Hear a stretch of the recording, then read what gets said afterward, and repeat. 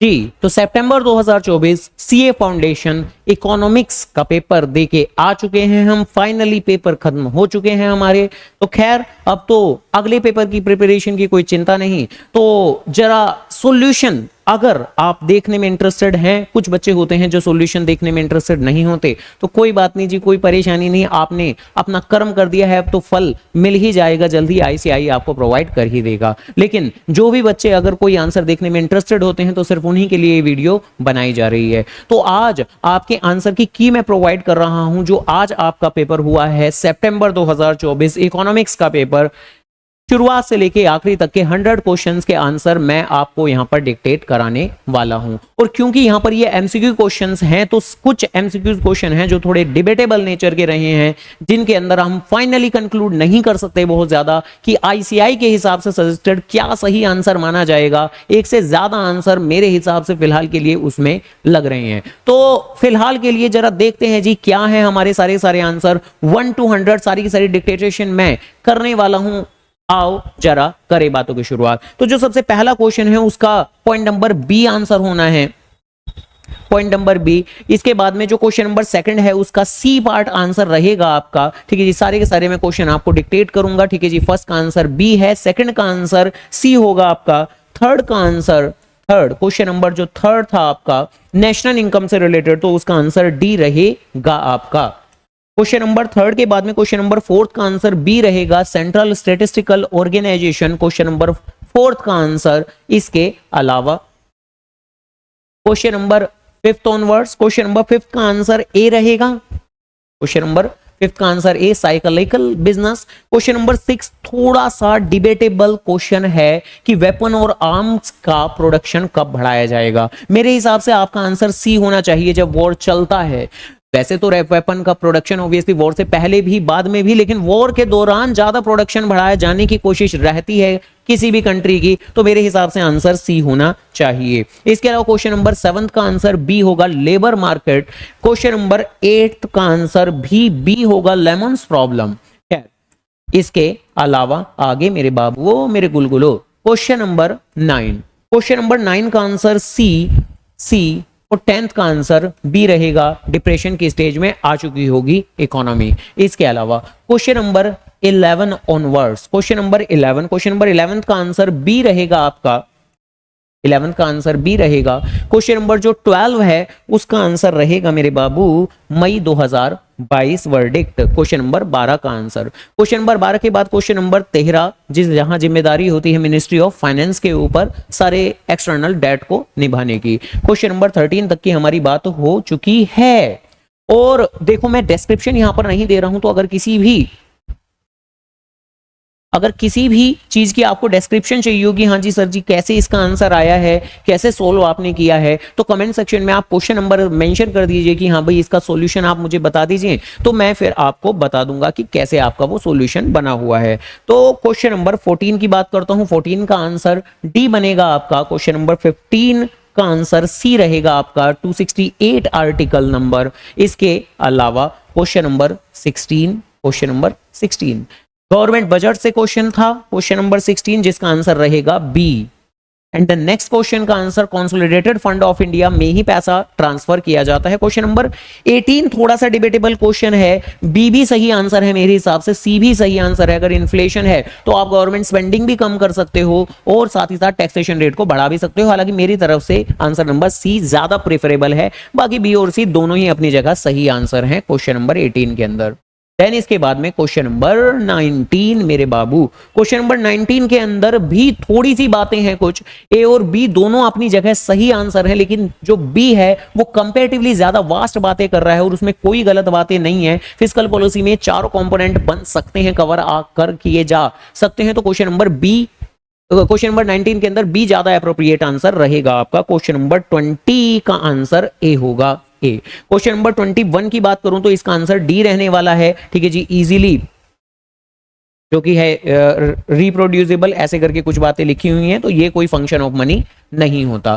Question number 22 answer C रहेगा आपका। इसके अलावा क्वेश्चन नंबर 23 का आंसर सी रहेगा fiat money. Then question number 24 का आंसर 25 लाख रहेगा B. And then again answer C रहेगा क्वेश्चन नंबर 25 का मेरे बाबू। इसके अलावा question number 26 onwards, question number 26 पूरे पेपर का सबसे ज्यादा डिबेटेबल क्वेश्चन मेरे हिसाब से, क्योंकि इसका आंसर मान के चलिए मेरे हिसाब से मेरे पास नहीं है बिल्कुल भी। रिवर्स रेपो रेट और रेपो रेट के अंदर इस तरह का कोई रिलेशनशिप, जितनी मेरी नॉलेज है, जितना मैंने अभी तक और थोड़ा जांचा परखा, मुझे लगा क्या पता मुझे मालूम ना हो, लेकिन ऑब्वियसली ना कहीं किसी बुक के अंदर गिवन है, ना कहीं कोई डेटा इस तरह का है कि रिवर्स रेपो रेट और रेपो रेट में इस तरह का कोई संबंध हो। एग्जिस्टिंग रिवर्स रेपो रेट और रेपो रेट के बीच में भी इस तरह का कोई संबंध नहीं है कि +1 या -1 या मल्टीप्लाई बाई 0.1 0.01। तो ये ना जाने आईसीआई ने क्या सोच के दिया है, किस तरह से दिया है, क्या ये उसका इसका सही आंसर उनके हिसाब से होगा। तो भाई इस क्वेश्चन का मेरे पास में कोई जवाब नहीं है। अगर आप में से किसी के पास में इस क्वेश्चन नंबर 26 का कोई सही जवाब है विद अ लॉजिकल एक्सप्लेनेशन, ध्यान रखिएगा, तो प्लीज मुझे भी बता दीजिएगा मेरे बच्चा। तो चलो खैर, इसी के साथ क्वेश्चन नंबर 27 की बात करता हूं। तो डी आंसर होगा। नॉमिनल मनी को एडजस्ट कर दीजिए आप इन्फ्लेशन के साथ। क्वेश्चन नंबर 28 का आंसर बी होगा। अभी तक 339, ऑल्दो ये एस्टिमेटेड है बट ठीक है, यही आपका सही आंसर कह सकते हैं हम। क्वेश्चन नंबर 29 ऑनवर्ड्स बात करता हूं मेरे बाबू। तो क्वेश्चन नंबर 29 का आंसर ए होगा आपका, कि जितनी भी रिक्वायर्ड है उससे ज्यादा बना रहे हैं तो एक्सेस रिजर्व कहलाएंगे आपके। मॉनेटरी पॉलिसी में रिलीज करता है आरबीआई सब कुछ, ठीक है। तो क्वेश्चन नंबर 30 का आंसर सी होगा। इसके अलावा क्वेश्चन नंबर 31 ऑनवर्ड्स बात करते हैं। तो क्वेश्चन नंबर 31 का आंसर होगा आपका B. United States of America, Canada, Mexico के बीच में ये एग्रीमेंट है। इसके अलावा क्वेश्चन नंबर 32 का आंसर बी होगा। ट्रिप्स की फुल फॉर्म आई थी आपकी। इसके अलावा क्वेश्चन नंबर 33 का आंसर भी बी ही होगा। हमारा रूपी डेप्रिशिएट कर रहा है इस सिचुएशन में, तो क्वेश्चन नंबर 33 का बी होना था। इसके अलावा क्वेश्चन नंबर 34 मेरे बाबू। तो क्वेश्चन नंबर 34 का आंसर ए होना है, ए होगा। और क्वेश्चन नंबर 35 का आंसर आपका एफडीआई होगा, फॉरेन डायरेक्ट इन्वेस्टमेंट होगा, क्वेश्चन नंबर 35। क्वेश्चन नंबर 35 के बाद में क्वेश्चन नंबर 36 ऑनवर्ड्स बात करते हैं। तो क्वेश्चन नंबर 36 का आंसर बी होगा। और उसके बाद में आगे आने वाले 3 क्वेश्चंस का आंसर डी होगा, डी होगा और डी होगा। तो क्वेश्चन नंबर 37, 38, 39 आंसर डी रहने वाले हैं आपके। देन क्वेश्चन नंबर 39 के बाद क्वेश्चन नंबर 40 ऑनवर्ड्स अगर हम आगे बढ़ते हैं, क्वेश्चन नंबर 40 ऑनवर्ड, तो 40 का आंसर बी रहेगा आपका, बी। देन क्वेश्चन नंबर 40 के बाद में 41 का आंसर सी रहेगा आपका, 1 जनवरी 2015। 42 का आंसर बी और 43 का आंसर ए, उद्यमी भारत। खैर, इसके अलावा क्वेश्चन नंबर 43 के बाद क्वेश्चन नंबर 44 ऑनवर्ड्स, तो सर्विसेज से रिलेटेड क्वेश्चन है। टर्शियरी सेक्टर आपका आंसर होगा। ग्रीन रिवॉल्यूशन की बात कर रहे हैं तो हाई यील्डिंग वैरायटी सीड्स वाला आंसर होगा, क्वेश्चन नंबर 45 का डी होगा मेरे बाबू। क्वेश्चन नंबर 46, तो मैथनॉल इकोनॉमी की बातें कर गए हैं ये, ठीक है। तो इंडिया स्पेसिफिक कंसेप्ट नहीं है, तो मेरे हिसाब से आंसर सी होना चाहिए। इसके अलावा क्वेश्चन नंबर 47 की बात करूं तो बी पार्ट आंसर होगा आपका, ठीक है जी, एनडीएपी का मेन पर्पस। इसके अलावा क्वेश्चन नंबर 48 ऑनवर्ड्स बातें करें। क्वेश्चन नंबर 48 तो सी पार्ट होगा, वर्ल्ड बैंक ने ये इशू किया था। इसके अलावा 49 का आंसर डी होने वाला है आपका। इसके अलावा क्वेश्चन नंबर 50, क्वेश्चन नंबर 50 तो क्वेश्चन नंबर 50 का आंसर ए पार्ट होगा, सोशलिस्ट इकोनॉमी। क्वेश्चन नंबर 51 का आंसर सी होगा, इकोनॉमिक सिस्टम। क्वेश्चन नंबर 52 का आंसर ए और फिर क्वेश्चन नंबर 54 का आंसर अगेन सी ही होगा, market forces of demand and supply. तो क्वेश्चन नंबर 54 तक की बातें हो गई हैं। Then question number 55, question number 55, तो क्वेश्चन नंबर 55 का आंसर भी सी ही होना है आपका। माइक्रो इकोनॉमिक्स की बातें चल रही हैं यहाँ पर। देन क्वेश्चन नंबर 56 की बात करें तो प्राइस इलास्टिसिटी से रिलेटेड ये क्वेश्चन आया था, बी पार्ट इसका आंसर के तौर पे निकल के आएगा, 11 रुपए 60 पैसे ऐसे करके।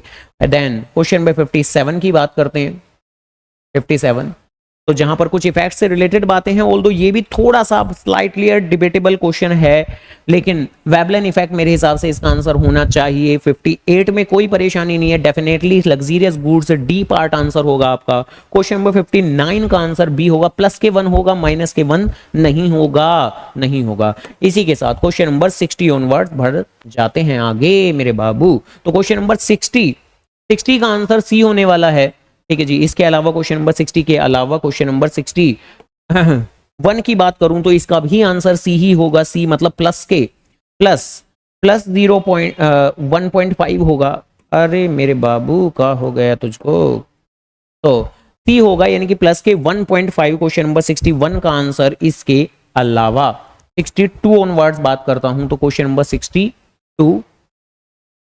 तो क्वेश्चन नंबर 62 का आंसर ए रहने वाला है आपका, यानी कि 3 आंसर होगा। क्वेश्चन नंबर 63 की बात करूं तो सी आंसर रहेगा। क्वेश्चन नंबर 64 पर आता हूं तो बी पार्ट आंसर रहेगा आपका, there is a fall in a price of a good. Question number 65 का आंसर ए रहेगा, इंडिफरेंस कर्व एनालिसिस मेरे बच्चा। तो क्वेश्चन नंबर 65 के बाद question number 66 onwards, question number 66 onwards.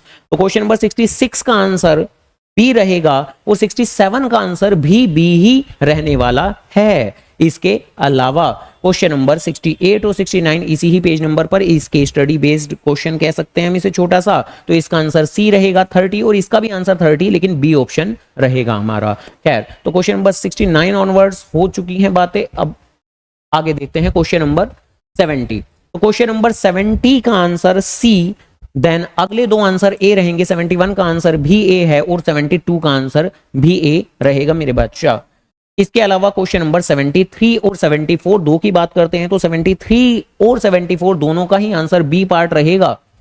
73 का भी और 74 का भी बी पार्ट आंसर रहेगा आपका। इसके अलावा 74 के बाद में 75 ऑनवर्ड्स बात करते हैं तो 75 का आंसर जो रहेगा आपका डी पार्ट रहेगा। 18 आपका आंसर होगा, सारे एमआर को आपको जोड़ना था। 76 का आंसर ए होगा और उसके बाद में 77 ऑनवर्ड्स 3 आंसर बी रहेंगे। 77 का बी रहेगा, 78 का भी बी रहेगा और इवन 79 का भी बी ही रहने वाला है। तो 79 का भी क्या रहेगा मेरे बच्चा, बी रहेगा, यानी ओलिगोपोली आपका आंसर रहेगा। खैर, इसके अलावा क्वेश्चन नंबर 80 पर आते हैं। क्वेश्चन नंबर 80 पर, तो क्वेश्चन नंबर 80 डी पार्ट रहेगा आपका, quantity of labour embodied in the commodity. इसके अलावा क्वेश्चन नंबर 81 की बात करता हूं तो अगेन बी आंसर रहेगा आपका। इम्परफेक्ट ओलिगोपोली क्वेश्चन नंबर 82 कहूं तो एक बार फिर बी पार्ट रहेगा, monopoly market. Question number 83 C part रहेगा, equilibrium price goes up, equilibrium price goes up. खैर, क्वेश्चन नंबर 83 के बाद में क्वेश्चन नंबर 84, क्वेश्चन नंबर 84 जहां पर आंसर आपका सी पार्ट और डी पार्ट, ये अनदर एक डिबेटेबल क्वेश्चन है जहां पर लैक ऑफ इंफॉर्मेशन के चलते हम दोनों ही आंसर बोल सकते हैं। मेरे हिसाब से ज्यादा रिकमेंडेड, ज्यादा सही आंसर आपका अनसर्टेन रहेगा। अगर आईसीआई वाकई में अपने लैंग्वेजेस को कंसिडर करेगा तो उन्हें आंसर डी बोलना चाहिए। खैर, बाकी तो भैया आईसीआई भगवान है, जो करते हैं हम सवाल नहीं खड़े कर सकते, क्या कर सकते हैं। क्वेश्चन नंबर 85 बी पार्ट रहेगा इसका आंसर। क्वेश्चन नंबर 86 ए पार्ट रहेगा आंसर इसका। इसके अलावा क्वेश्चन नंबर 87 और 88 दोनों का ही आंसर सी और क्वेश्चन नंबर 88 का भी आंसर आपका सी ही रहेगा। तो क्वेश्चन नंबर 88 का आंसर क्या कहा मैंने, सी रहेगा और क्वेश्चन नंबर 89 का आंसर बी और इवन क्वेश्चन नंबर 90 का आंसर भी बी ही रहेगा। 6170 आएगा आपका आंसर। तो क्वेश्चन नंबर 90 तक की बातें हो गई हैं। क्वेश्चन नंबर 91 ऑनवर्ड्स बात करता हूं। क्वेश्चन नंबर 91 का आंसर ए, क्वेश्चन नंबर 92 का भी आंसर ए, क्वेश्चन नंबर 93 का आंसर बी, क्वेश्चन नंबर 94 का भी आंसर बी ही रहेगा आपका। देन क्वेश्चन नंबर 95 ऑनवर्ड्स बोलते हैं मेरे बाबू। तो क्वेश्चन नंबर 95, क्वेश्चन नंबर 95 का आंसर सी रहेगा, सी।